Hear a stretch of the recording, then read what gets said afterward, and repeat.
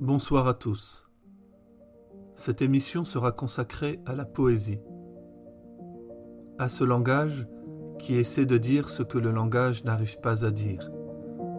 Mais pourquoi la poésie nous fait-elle peur ? Pourquoi n'apprenons-nous plus de belles poésies à nos enfants ? Pourquoi le soir, au coin du feu ou de la nuit, nous ne récitons plus de poésie ? Faisons un exercice. Ce soir, réunissons toute la famille et, avant la prière, écoutons un poème. Non, il ne s'agit pas de jouer, mais d'avoir un peu de courage. Il en faut pour réunir sa famille et lui demander d'écouter une poésie. Imaginons que ce soir, avant de nous coucher, une poétesse vienne nous rendre visite.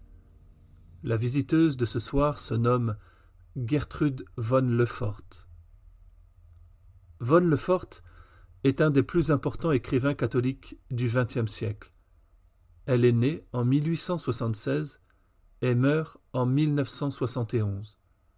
Élevée dans une tradition calviniste, elle se convertit au catholicisme à partir des années 20 et participera à ce que l'on a appelé le renouveau catholique, dont Bernanos en France est le grand représentant.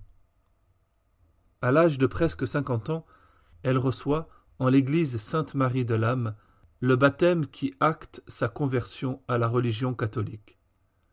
Elle va publier un chef-d'œuvre qui s'intitule « Hymne à l'Église ». Il s'agit d'un dialogue entre l'âme et l'Église, entre l'âme perdue dans sa solitude et le salut dont l'Église a le dépôt. Sur la poésie de Gertrude von Lefort, Paul Claudel écrira « Les grands vers de Gertrude von Lefort accourent du fond de l'horizon comme des vagues que le vent du nord pousse vers nous avec violence et majesté, l'une derrière l'autre. Quand elles viennent se briser contre la longue ligne du rivage et coiffer le promontoire d'un tourbillon d'écume, ce n'est pas une impression de colère impuissante qu'elle nous donne. Cette brusque ascension verticale qui termine la lointaine ondulation, ces panaches de neige et d'eau pulvérisée qui illuminent tous les feux de l'iris, ces coups, l'un après l'autre, assénés dans un éclat de tonnerre, ces récupérations ruisselantes, cependant qu'à l'infini de nouvelles arrivantes soupèsent leurs forces et préparent un autre assaut, ce n'est pas l'indignation qu'elles expriment, c'est l'enthousiasme. Chaque vague vient constater avec joie cette limite qui lui permet de déferler. Elle sait que s'il ne lui est pas permis d'aller plus loin, c'est pour qu'elle aille plus haut. Ce soir, nous écoutons la poésie d'une femme dont la conversion a donné un fruit poétique magnifique. Sur son travail, la poétesse écrit « Les hymnes à l'Église présentent un dialogue. À l'âme qui réclame Dieu, Dieu répond par la voix de la Sainte Église. L'âme, encore profondément emprisonnée en elle-même, perçoit d'abord cette voix dans ses méditations comme une étonnante et effrayante intrusion de la vérité et de l'amour surnaturel de l'Église qui font éclater ses propres limites. Un combat se déroule dans l'intérieur de l'âme qui se termine par un confiant abandon de l'âme en la vérité et en l'amour surnaturel de l'Église. C'est alors, poursuit von Lefort, que l'âme peut vraiment connaître, aimer et louer l'Église. L'effroi se transforme en remerciement et en allégresse. La Sainte Église commence à parler elle-même à l'âme, à l'éclairer sur sa nature et à la conduire par la voie des secrets bienfaisants dont elle a la garde.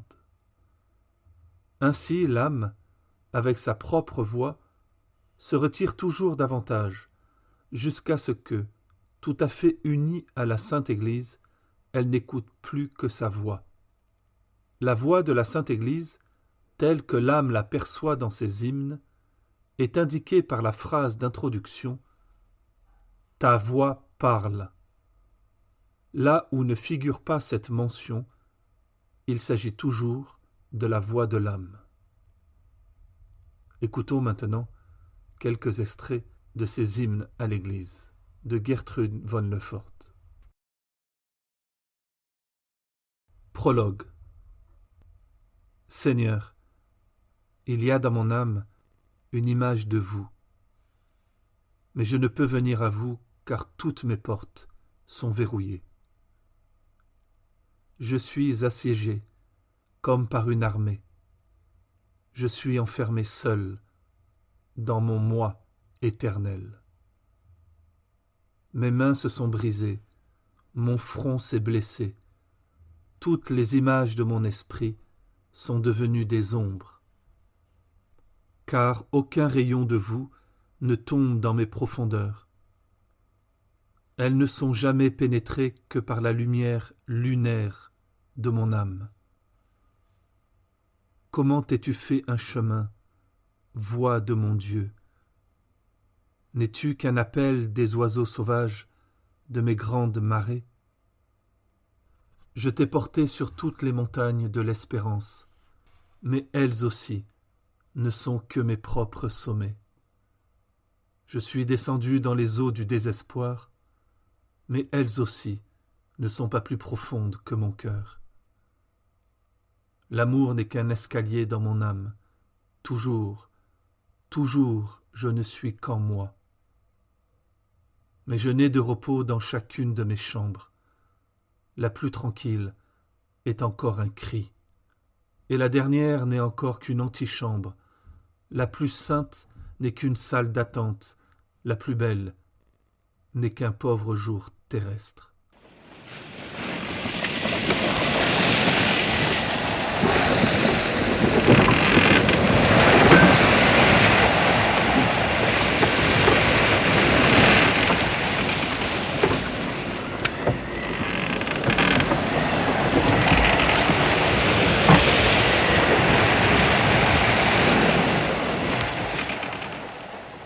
Retour à l'église.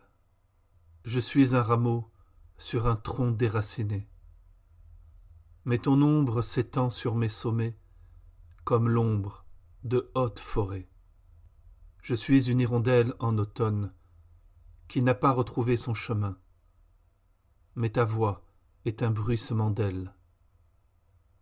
Ton nom sonne à mes oreilles comme le nom d'une étoile.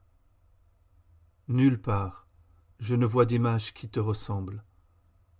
Tu es comme une colonne neuve au milieu de vieux décombres. Tu es comme une noble coupe parmi de vains tessons. Devant toi, les rois doivent s'anéantir et les armées pâlir, car ils passent comme le vent, mais tu es semblable à un rocher. Qui oserait parler comme tu parles?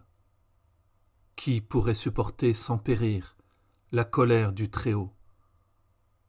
Tu lèves la tête jusqu'au ciel et ton front est épargné par la foudre. Tu descends jusqu'au bord de l'enfer et tes pieds n'en sont pas souillés. Tu confesses l'éternité et ton âme ne s'effraie point. Tu prétends à la certitude et les lèvres ne sont pas muettes. En vérité, il faut que des légions d'anges te protègent et que des nuées de chérubins te couvrent. Car tu verdis dans ton audace comme un palmier dans le désert, et tes enfants sont comme un champ d'épis lourds. Je voudrais poser ma tête un moment sur ton sein. Je voudrais me reposer un instant d'espérance entre tes bras.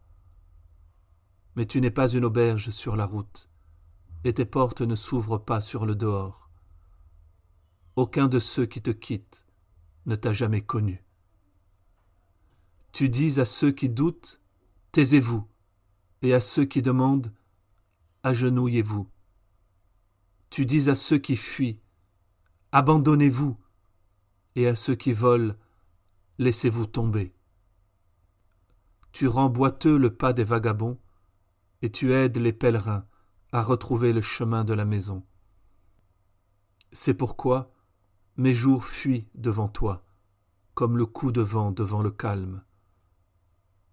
Mais je sais que jamais je ne t'échapperai plus, car vraiment, comme tu poursuis, Dieu seul peut poursuivre. Mère, je pose ma tête entre tes mains. Protège-moi contre toi. Car effrayante est la loi que tu imposes. De quel côté que je tourne mon regard, elle m'est étrangère. Le cours des heures et les espaces stellaires ne savent rien d'elle. Mes pieds dérapent sur elle comme sur des pentes de glace, et mon esprit se blesse à son contact, comme sur des rochers de verre. Es-tu sûre, ô ma mère, que le messager de l'abîme ne t'a pas trompé? Ou que des lutins sauvages ne se sont pas moqués de toi? Tu me demandes d'éteindre mon unique lumière et de la rallumer à l'obscurité de la nuit. Tu me demandes de m'aveugler pour que je voie et de me rendre sourd pour que j'entende. Sais-tu ce que tu fais? Mère, je pose ma tête entre tes mains. Protège-moi contre toi. Je suis tombé sur ta loi comme sur une épée nue. Son tranchant s'est fait sentir au milieu de mon intelligence, parmi les lumières de ma connaissance. Plus jamais je ne voyagerai à la lueur de mon étoile et avec le bâton de ma force. Tu as arraché mes rivages et fait violence à la terre sous mes pieds. Mes navires flottent sur la mer, tu leur as fait à tous lever l'ancre. Les chaînes de mes pensées sont brisées, elles pendent comme des plantes sauvages dans l'abîme. Je volette comme un oiseau autour de la maison de mon père pour trouver une fissure qui laisse entrer ta lumière étrangère. Mais il n'y en a pas sur terre, en dehors des blessures de mon âme. Je suis tombé sur ta loi, comme sur une épée nue. Mais de tes épines vient encore de la force, et de tes abîmes retentit un chant. Tes ombres reposent sur mon cœur comme des roses, et tes nuits sont comme un vin généreux. Je veux t'aimer encore, quand finit mon amour pour toi. Je veux encore te vouloir, quand je ne te veux plus. Où je commence moi-même, c'est là que je veux cesser. Et où je cesse, là je veux rester éternellement. Où mes pieds se refusent à me suivre, là je veux m'agenouiller. Et quand mes mains ne veulent plus servir, c'est alors que je veux les joindre. Je veux devenir souffle dans l'automne de l'orgueil et neige dans l'hiver du doute. Oui, comme dans des tombes de neige, toute crainte doit dormir en moi. Je veux devenir poussière devant le rocher de ton dogme et cendre devant la flamme de ton commandement. Je veux me rompre les bras pour t'embrasser avec leurs ombres.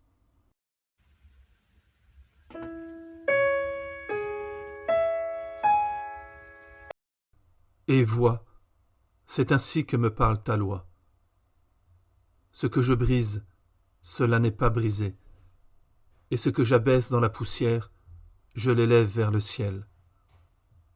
Par grâce, je suis devenu sans grâce, et par pitié, sans pitié. Je t'ai aveuglé de lumière pour faire s'évanouir tes limites. Je t'ai couvert d'ombre pour que tu ne t'y retrouves plus. Comme la mer engloutit une île, ainsi je t'ai englouti, afin de te faire renaître dans l'éternel. Je suis devenu une dérision pour ton intelligence et une contrainte pour ta nature. Afin de te libérer de ta prison et de t'entraîner hors des portes de ton esprit. Car là où te portent tes désirs les plus profonds, là ne jaillissent plus les fontaines de cette terre. Et là où bleuit ta suprême nostalgie, là ne coulent plus les heures du temps. Vois, je porte sur mes ailes les blanches ombres de l'autre monde, et l'on pressent sur mon front les rivages de l'au-delà. C'est pour cela que je dois être un désert pour ta connaissance et une destruction sur tes lèvres. Mais pour ton âme, je suis la libération et le retour à la patrie, et je suis l'arc-en-ciel de sa paix, avec Dieu par-dessus les nuages.